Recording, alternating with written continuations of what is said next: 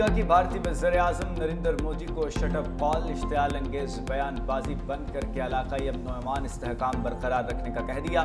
بھارت کے سیکرٹری خارجہ وکرم مسری کی امریکہ کے نائب وزیر خارجہ کرسٹوفر سے واشنگٹن میں ملاقات۔ ترجمان امریکی محکمہ خارجہ ٹیمی بروس کے مطابق بھارت کو واضح طور پر کہا گیا کہ وہ کسی بھی قسم کی جارحیت سے گریز کرے۔ دوسری جانب گودی میڈیا نے ہزیمت چھپانے کے لیے امریکی صدر کی کردار کشی کرنا شروع کر دی۔ مودی کے حمایتی ارنب گوسوامی جیسے بھارتی اینکرز نے امریکی صدر کو دہشت گردوں کا سرپرست اور جھوٹا تک قرار دے دیا۔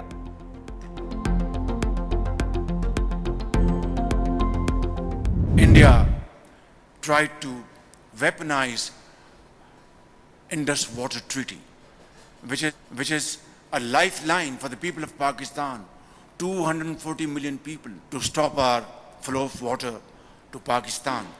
This is not possible, this was never possible, and this will not be possible, inshallah. Pakistan, Azerbaijan and Turkey, we are now eagerly looking forward to take our trilateral partnership to new heights. Pakistan کا پانی بند کرنے کی دھمکی کسی صورت قبول نہیں۔ بھارت 24 کروڑ پاکستانیوں کا پانی روکنا چاہتا ہے، ایسا کبھی نہیں ہو پائے گا۔ وزیر اعظم شہباز شریف کا افریقی کانفرنس سے خطاب، کہا پاکستان خوش قسمت ہے کہ اس کے پاس ترکی، آذربائیجان جیسے سچے دوست ہیں۔ آذربائیجان کی یوم آزادی تقریب میں بھی شرکت، بولے پاکستان نے 5 گنا بڑے دشمن کو شکست دی۔ بھارت کے 4 رافیل سمیت 6 جہاز گرائے، مارکہ حق میں عظیم کامیابی حاصل کی۔ پہلگام واقعے کی آڑ میں پاکستان پر جارحیت مسلط کی گئی۔ فیلڈ مارشل سید عاصم منیر کی قیادت میں دشمن کو عبرتناک شکست دی۔ پاکستان کی مؤثر جوابی کارروائی کے بعد بھارت نے جنگ بندی کی درخواست کی۔ پاکستان اور بھارت کشیدگی کے دوران ترکی اور آذربائیجان کی حمایت پر مشکور ہیں۔ وزیر اعظم کا 2 روزہ دورہ آذربائیجان مکمل، تاجکستان چلے گئے۔ تاجک صدر سے کچھ دیر تک ملاقات شیڈول۔ پاکستان کو بھارت سے تنازعات کے خاتمے کے لیے امریکی کردار جاری رہنے کی توقع۔ امریکہ میں پاکستانی سفیر رضوان سعید شیخ کہتے ہیں بھارتی جارحانہ بیانات کے تسلسل کے سبب پاک بھارت جنگ بندی کمزور ہے۔ پاکستان کو توقع ہے امریکی حکومت ان تصفیہ طلب معاملات میں پیش رفت کے حوالے سے توجہ اور کردار جاری رکھے گی۔ کشمیر بارے اقوام متحدہ کی قراردادوں پر عمل کی راہ میں بھارت سب سے بڑی رکاوٹ ہے۔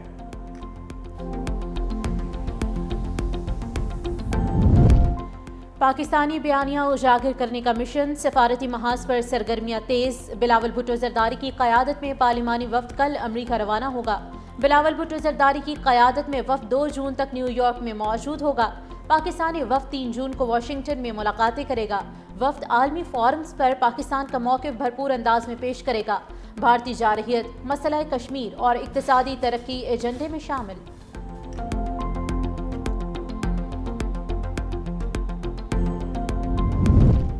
پاک فضائیہ کے ہاتھوں بھارتی رافیل کی تباہی پر فرانس بھی شرمندہ۔ فرانسیسی فوج کا پہلا رد عمل سامنے آ گیا۔ ترجمان کرنل گیوما کہتے ہیں کہ پاک بھارت جنگ کے دوران رافیل مار گرانے کی خبروں پر بھارت سے رابطے میں ہیں۔ معاملہ فرانس کے لیے بہت اہم ہے۔ اگر واقعی رافیل تباہ ہوئے ہیں تو یہ 2 دہائیوں کی آپریشنل سروس کا پہلا واقعہ ہوگا۔ فرانس اس فضائی جھڑپ سے زیادہ سیکھنے کا خواہش مند ہے۔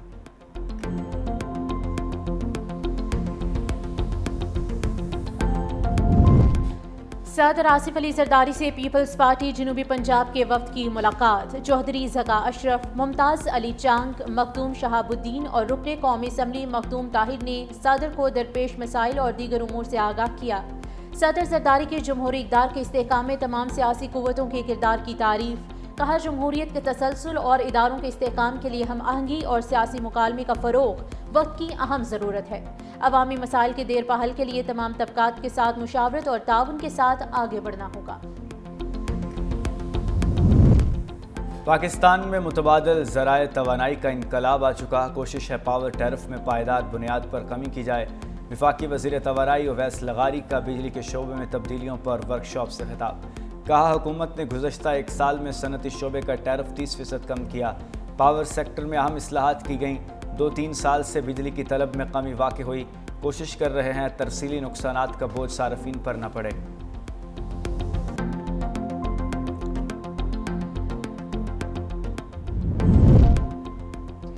پاکستان ڈیجیٹل انقلاب کے لیے تیار، پہلا اسٹریٹجک بٹ کوائن ریزرو قائم کر دیا۔ پاکستان 2000 میگا واٹ بجلی کرپٹو اور AI کو دے گا۔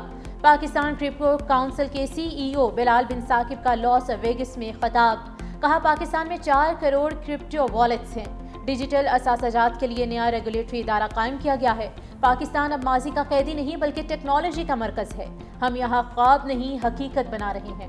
صدر ٹرمپ کو امن اور کرپٹو اپنانے پر خراج تحسین پیش کرتے ہیں۔ سپریم کورٹ میں ججز ٹرانسفر کیس کی سماعت، جج کے تبادلے سے سیٹ خالی نہیں ہو سکتی۔ جج کی مستقل ٹرانسفر سے آرٹیکل 175 غیر مؤثر ہو جائے گا۔ آرٹیکل 200 کے تحت صرف عبوری ٹرانسفر ہو سکتا ہے۔ مستقل تقرری صرف جوڈیشل کمیشن کر سکتا ہے۔ جسٹس محمد علی مظہر بولے، موجودہ ججز ٹرانسفر کیس اپنی نوعیت کا پہلا مقدمہ ہے۔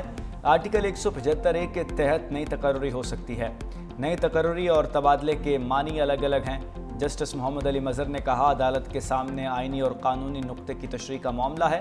تبادلہ کے معاملے 3 چیف جسٹسز، ہر چیز ایگزیکٹو کے ساتھ ہوگی۔ برطانیہ کے قانونی ماہرین کا اسرائیل پر پابندیاں عائد کرنے کا مطالبہ۔ سابق سپریم کورٹ ججز سمیت وکلاء اور قانونی ماہرین نے برطانوی وزیر اعظم کیئر سٹارمر کو خط لکھ دیا۔ اسرائیل سے تجارتی معاہدے معطل اور اسرائیلی وزراء پر سفری پابندیاں لگانے کا مطالبہ کیا۔ برطانوی حکومت پر زور دیا کہ غزہ میں قتل عام روکنے کے لیے فوری اقدامات کیے جائیں۔ عالمی فوجداری عدالت کے وارنٹ پر عمل درآمد کو یقینی بنایا جائے۔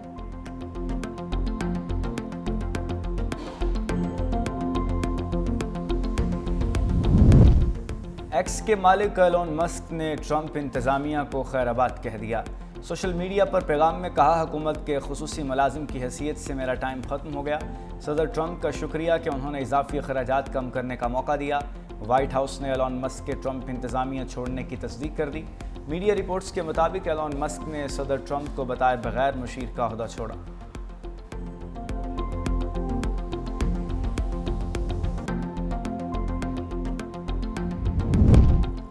گلگت بلتستان کے سرکاری اسکولوں کے اساتذہ کا وزیر تعلیم سمیت ڈائریکٹریٹ آف ایجوکیشن کے دفاتر کا گھیراؤ۔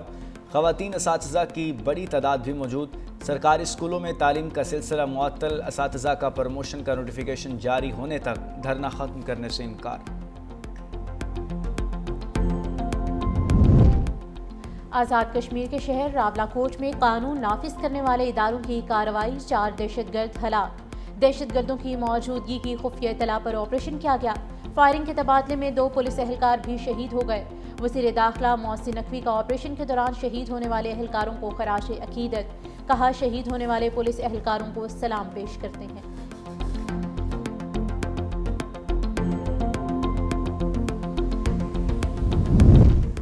لاہور میں مبینہ مقابلوں میں 4 ڈاکو پار، چونگ میں 2 موٹر سائیکلوں پر سوار 5 ڈاکوؤں کو رکنے کا اشارہ کیا گیا تو ملزموں نے فائرنگ کر دی۔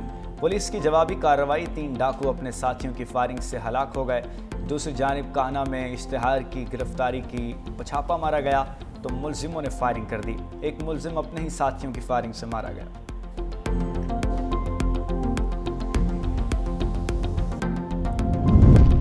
اسلام آباد کے تھانہ شہزاد ٹاؤن کی حدود میں پولیس پارٹی پر فائرنگ، 2 ڈکیت اپنے ہی ساتھیوں کی فائرنگ سے ہلاک۔ دونوں ڈاکو ASI کو شہید اور کانسٹیبل کو زخمی کرنے میں ملوث تھے۔ پولیس ٹیم گرفتار ڈاکوؤں کو ریکوری کے لیے لے کر گئی تو ان کے ساتھیوں نے فائرنگ کر دی۔ دونوں ڈاکو اپنے ہی ساتھیوں کی فائرنگ سے شدید زخمی ہو گئے۔ ہسپتال لے جاتے ہوئے دونوں دم توڑ گئے۔